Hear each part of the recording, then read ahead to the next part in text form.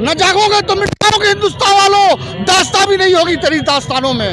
आज जो देश के हालात है, अगर देश की जनता नहीं जागी तो ये जुल्म सिर्फ मुसलमानों पे नहीं हुआ है, आगे चल के शेड्यूल ट्राइब्स पे होगा, सिखों पे होगा और हिंदुओं पे होगा। आज मैं पूछता हूँ ये जागीर किसकी है? ये मुसलमानों की, बुजुर्गों की भी जागीर है। उसको कब्जा करने वाले ये निकम्मी और ये बहरी और गूंगी सरकार कौन होती है? मेरे बाप दादा ने अगर जमीन दी तो उसको सरकार कौन होती है कब्जा करने वाली? ये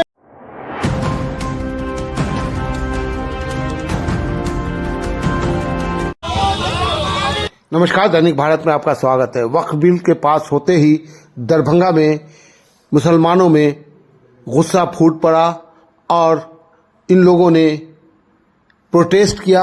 गांव में भी, मुड़िया से भी खबर मिल रही कि वहां भी प्रोटेस्ट किया गया है। तो वहीं कांग्रेस अल्पसंख्यक के कार्यकर्ताओं ने जेडीयू, बीजेपी और एलजेपी के नेताओं का पुतला दहन किया नाका 5 पर और अपना विरोध जताया। आपको हम बताते चले कि जिस तरीके से सदन में सारे विपक्षी एकजुट हुए और अब ये लड़ाई सड़कों पे आ गई है, कांग्रेस सड़कों पे खुलकर आ गई है और कांग्रेस के लोग लगातार इसका विरोध कर रहे हैं। आपको ये भी बता दें कि इस बिल के क्या फायदे हैं, क्या नुकसान है। जिसका बिल है वो अच्छी तरीके से समझ रहा है।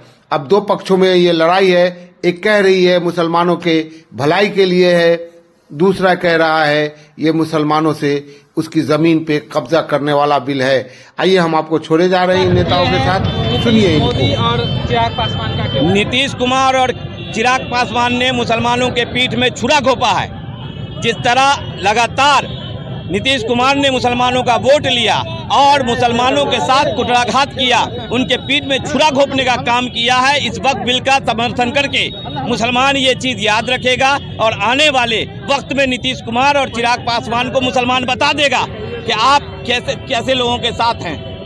ये जो पुतला जी का दहन किए हैं, जो नेता का, ये जो अपने आप को जो है पोशाक पहने हुए थे कि हम सेकुलर का नेता हैं, ये सब मुखौटा उतर गया, मुखौटा उतर गया इन लोगों का, मुखौटा उतर गया है। नीतीश कुमार और चिराग पासवान जैसे लोगों का जो मुसलमानों के हिमायती बनते हैं, इन लोगों ने रात के अंधेरे में काला कानून लाया है। तो मुल्क के मुसलमान अब ये लोग हमारे नेता नहीं है। नहीं, मुसलमानों का कोई नहीं। मुसलमानों की के लिए सिर्फ और सिर्फ अगर आवाज उठाई है तो कांग्रेस पार्टी ने उठाई है और हमेशा सड़क से लेकर संसद तक हमारे नेता राहुल गांधी ने उठाई है। क्या महागठबंधन में कोई ऐसा नेता है जो इस बिल का सपोर्ट किया है? महागठबंधन में नेता है, पप्पू यादव ने सपोर्ट किया है, राजेंद्र ने सपोर्ट किया है। जो लोग हैं जो साथ हैं वो साथ हैं, जिन्होंने सपोर्ट किया है बिल का, मुसलमान उनके साथ हैं और जो पीठ में छुरा घोंपा है उनको आने वाले समय में मुसलमान बता देगा। बिहार की जनता आने वाले समय में, बिहार की जनता आने वाले समय में प्रधानमंत्री नरेंद्र मोदी, मुख्यमंत्री नीतीश कुमार और लोजपा सुप्रीमो चिराग पासवान का पुतला हम लोगों ने दहन किया। कहाँ पे की है? ये 5 नाका है, कोतवाली चौक, सरफराज अनवर, अध्यक्ष अल्पसंख्यक सेल कांग्रेस।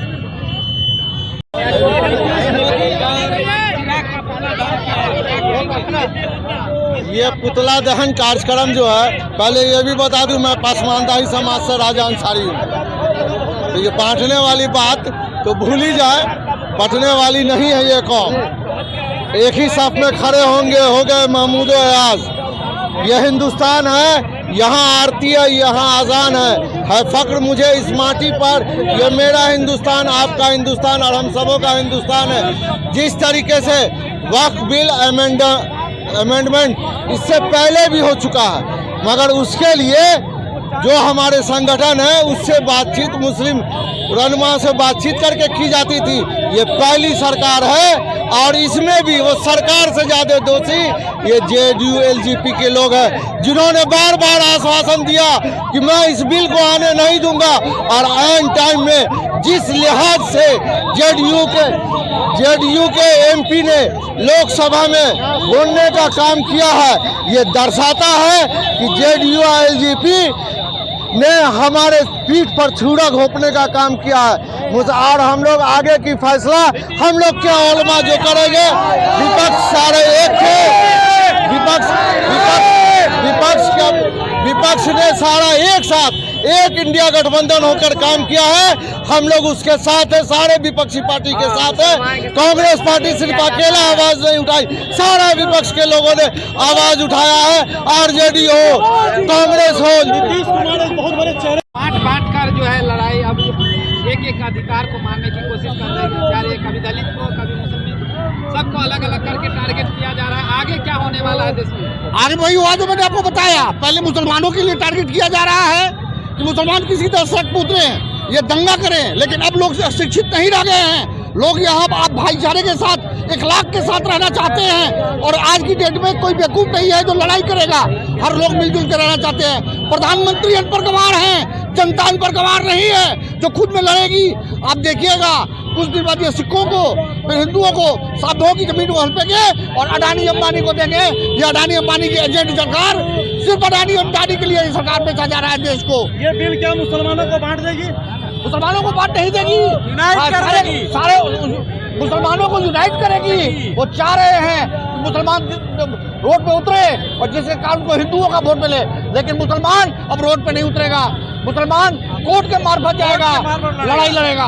प्रधानमंत्री का बहुत बड़ा घोष था लखनऊ में अधिवेशन में कि पासमानदा मुसलमानों को अधिकार नहीं मिलता। क्या वक्फ बोर्ड बिल के जरिए जो जमीन होगी पासमानदा मुसलमानों में बांटा जाएगा?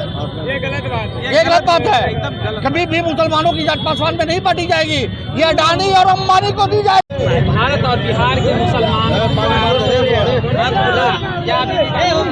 न जागोगे तो मिट जाओगे हिंदुस्तान वालों, दास्तां भी नहीं होगी तेरी दास्तानों में। आज जो देश के हालात है, अगर देश की जनता नहीं जागी तो ये जुल्म सिर्फ मुसलमानों पे नहीं हुआ है, आगे चल के शेड्यूल ट्राइब्स पे होगा, सिखों पे होगा और हिंदुओं पे होगा। आज मैं पूछता हूँ ये जागीर किसकी है? ये मुसलमानों की, बुजुर्गों की भी जागीर है। उसको कब्जा करने वाले ये निकम्मी और ये बहरी और गूंगी सरकार कौन होती है? मेरे बाप दादा ने अगर जमीन दी तो उसको सरकार कौन होती है कब्जा करने वाली? ये बेतहा अपने आप में नशे में पागल ये नरेंद्र मोदी, जिसे समझ में नहीं आ रहा है कि मैं क्या करूँगा। इसे समाज जवाब देगा, ये देश मुझे जवाब देगा और ये दिखाएगा कि ये दिखाया जाएगा कि तुम कहाँ हो और ये जनता कहाँ है। जनता के बिना प्रधानमंत्री बेकार हो जाएंगे और गली गली में इनको खोजने वाला नहीं मिलेगा। ये जो